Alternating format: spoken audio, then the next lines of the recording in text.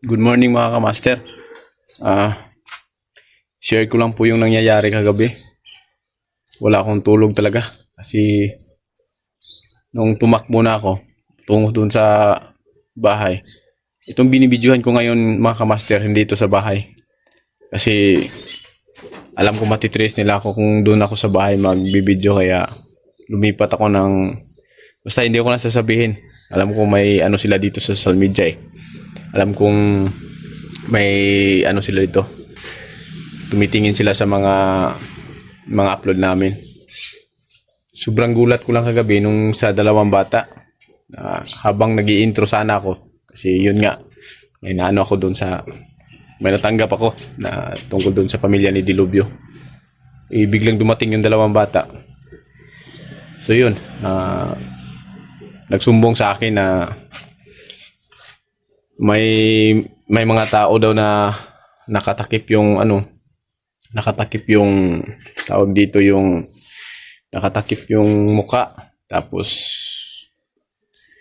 maitim yung mga suot, may mga mahabang baril. Kaya nagpasalamat ako doon sa bata na nagsabi sa akin kagabi. Kaya napatakbo ako dahil nakita ko sila sobrang dami nila talagang may dala talagang mga armas mahaba. Kaya hindi ako nakatulog. Anong oras na kaya yun nung lagi akong nagmamasid. Dala-dala ko yung baril ko.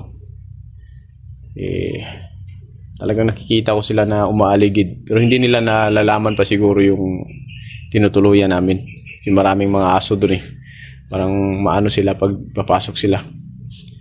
Sa sa tansya ko, nandun si Commander Kamandag. Parang nakikita ko yun sa may kalayuan. Nakamaskara sila lahat, pero may naiiba na maskara yung isa. Parang si Commander Kamandag talaga yun. Kasi nagtago lang ako mga kamaster. At mula nun, umuwi ako doon sa amin. Madaling araw na. Kasi hindi ako pumasok sa bahay. Dadala ko lang yung armas ko. Tapos, yun na. Lang ako doon sa paligid. Nagbabantay lang ako doon sa paligid. Itong binibidyohan ko ngayon dito sa amin. Kasi, para maano din ako, hindi malaman ng mga tao na masama kung saan ako ngayon. Grabing problema yun kung nalaman nila o napasok nila yung yung bahay ko. Buti na lang talaga hindi nila nakita. Kaya sana to yung mga kasamahan natin, ma-aware yung mga kasamahan din natin na mga hunters na hindi magkumpiyansa. Dahil kahit wala na kami doon sa exploration o sa bundok, kami pa rin yung hinahanap nila. Kumbaga lagi silang parang may galit lagi sa amin yung mga kalaban namin. Kaya sa lahat ng mga hunters, mag-ingat-ingat tayo. Yung mga pamilya natin, isipin natin. Kasi kahit lalayo tayo sa kanila, sila rin yung lulusob sa atin Kaya hindi tayo dapat magkumpiyansa. May nabasa nga pala akong comment doon sa nangyari kagabi. May nabasa ko na isa lang na below the belt na yung mga comment. Parang siya pa yung parang siya pa yung tawag dito, mas nakakaalam sa nangyari. Sabi niya sa akin doon, wala daw kami kwenta mga hunters kasi parang dada lang daw kami ng dada. Dapat daw sa amin mawala na daw. At hindi daw dapat kami tawag dito na tularan. Pero okay lang yun. Kasi opinion niya yun Tanggap naman natin yun. Sana yung nag-comment, alam kong manonood ka ulit sa videos So sa video namin, lahat naming mga hunters, sana wag mangyari sa pamilya mo yan. Dahil pag nangyari na nangangailangan ka ng tulong, o ikaw mismo walang tutulong sa'yo, baka dyan mo mapag-isip na yung ugali mo hindi makakain pala ng aso, kaya walang tumutulong sa'yo.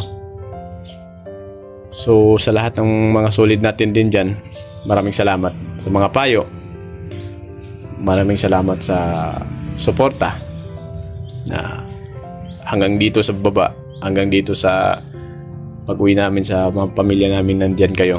Lagi kayong nag-ano ng mga komento na matatamis, o kumbaga hindi masasakit na komento, nagpapayo.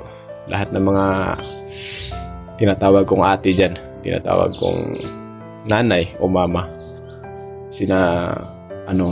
parang nakakatabala ng puso kasi na nandyan kayo lagi.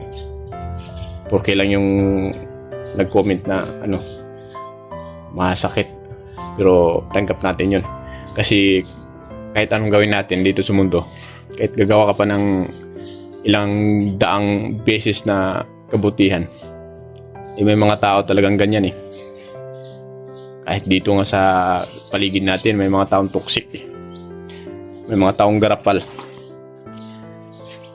Mag-uulam ka lang ng isda o karning baboy, sasabihan ka na kagad na, grabe, buti nakaulam kayo ng ganyan. Dati, toyo at asin lang yung ulam nyo. Di ba? Ngayon, nakaulam na kayo ng isda. Kita mo yung mga tao na ganyan. Hindi na lang yung sarili nila yung bantayan nila. Yung sarili pa ng buhay pa ng ibang tao.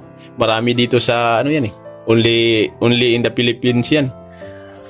Yung mga taong garapal.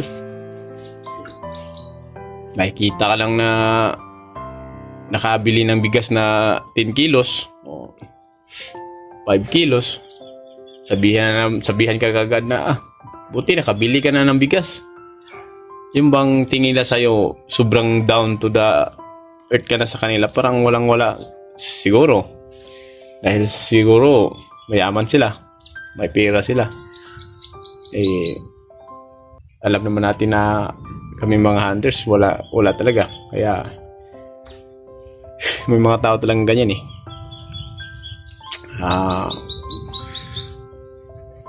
Kumbaga lagi silang tumatanaw sa ibang buhay, pero sarili nilang buhay hindi nila tinitingnan. Walang sila sa kanila eh, parang malinis ba, wala silang nagawang mali, lagi silang tama sa tingin nila. Pero tayo, kahit anong gawin nila sa atin, lagi lang tayong nasa baba. Kahit masakit na, hindi na tayo gaganti o ipapakita natin na, kasi pag gagawin din natin yung ginagawa nila, wala na tayong pinagkaiba sa kanila. Garapal na rin tayo. Kung ano man yung mga ugali nila, wag na lang natin pansinin. Dahil yung mga taong ganyan, walang walang magawa sa buhay. Kaya nagpapasalamat ako dahil alam ko na nandyan kayo lagi, at hindi nyo kami pinabayaan. Kahit wala na kami sa exploration ngayon, hindi na naman ito pang matagal, pandalian lang to, kasi yun nga, tayo ng lagnat. Kaya siguro hindi tayo dun sa mga taong ganyan, kasi basta hindi lang tayo aapakan talaga. Hindi lang talaga below the belt, okay lang yun sa akin. Basta ako lang, wag lang yung damayin yung pamilya ko, anak ko, yung mga anak-anakan ko, pinag-aaral ko. Ako lang yung ninyo. Kasi alam ko naman na wala talaga akong wala akong may pagmalaki na kahit 5. Alam ko naman din na may mga mga taong ganyan. Pero bliss pa rin ako ni Lord.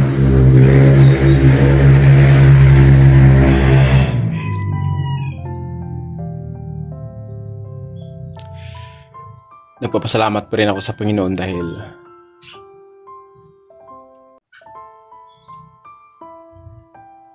nakilala ko kayo. Nakilala ko kayo. Nandyan kayo lagi. Mga ate ko. Mga ate, mami o mama. O sino man yung mga mababait. Alam ko mababait naman kayo lahat eh. May mga tao lang din na iilan na sobrang taas yung tingin sa sarili nila. Yung bang tingin nila sa sarili nila tama sila. Lagi. Yung makakain ka lang ng 3 beses sa isang araw, sabihan ka na kagad, buti nakakain kayo ng ganyan. Ngingiti na lang ako, mga kamaster. Masakit man. Sobrang sakit. Sabihan ka ng ganyan. Buti nakakain na kayo ng ganyan. Pero hinayaan ko na ng mga tao na ganyan eh. Kasi alam ko na nandyan din yung katulad nyo. Alam mo ba mababait kayo eh. So yun mga kamaster, balikan lang natin yung nangyari kagabi. Sinja na parang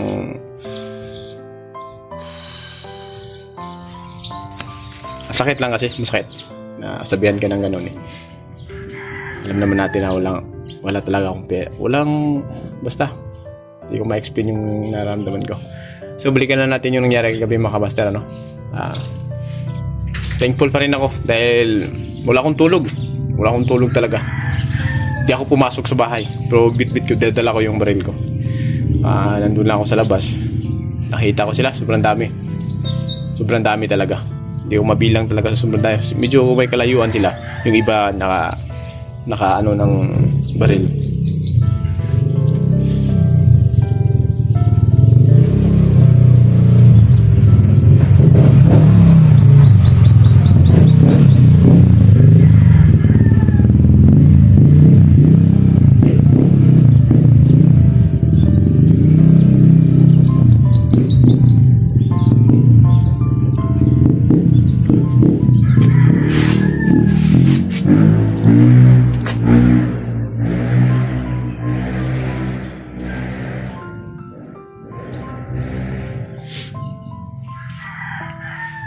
So wala ako sa bahay ngayon mga kamaster nandito ako sa bahay ng kaibigan ko. Nagpatulong ako sa kanya na sana bro, sabi ko sa kanya, sana bro, kung ano man yung mangyari sa pamilya ko, o habang baka masalisihan kami na wala ko, yung mga anak ko, na sana nandyan kayo na sumusuporta dahil alam niyo mga kamaster, hindi ko pinangarap na ganito eh.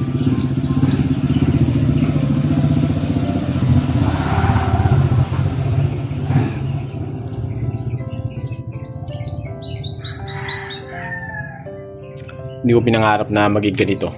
Sa akin lang makatulong, makapag-aral yung mga anak ko. Si Janjan, aka Batang Verdugo.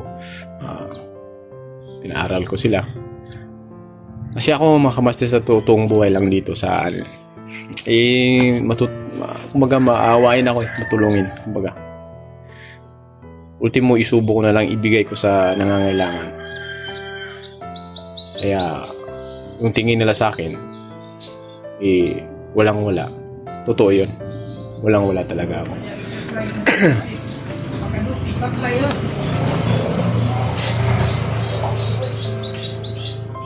Hindi ko naman yun pinagkaila eh.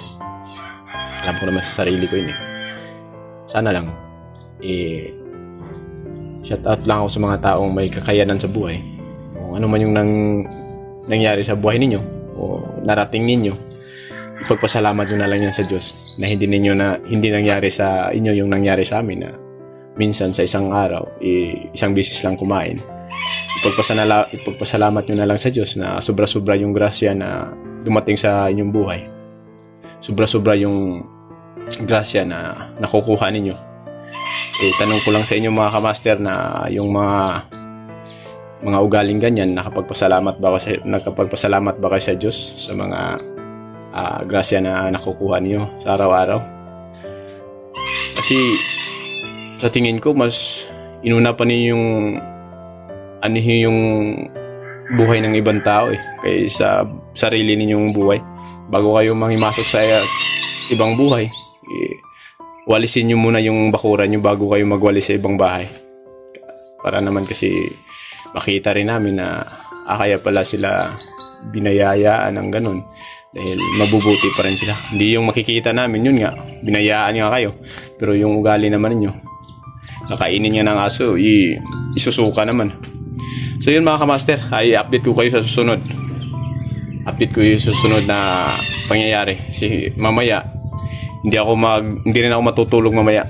May lalakarin lang ako. May kukunin ako na See you mga kamaster, update na lang po ako. Bye bye.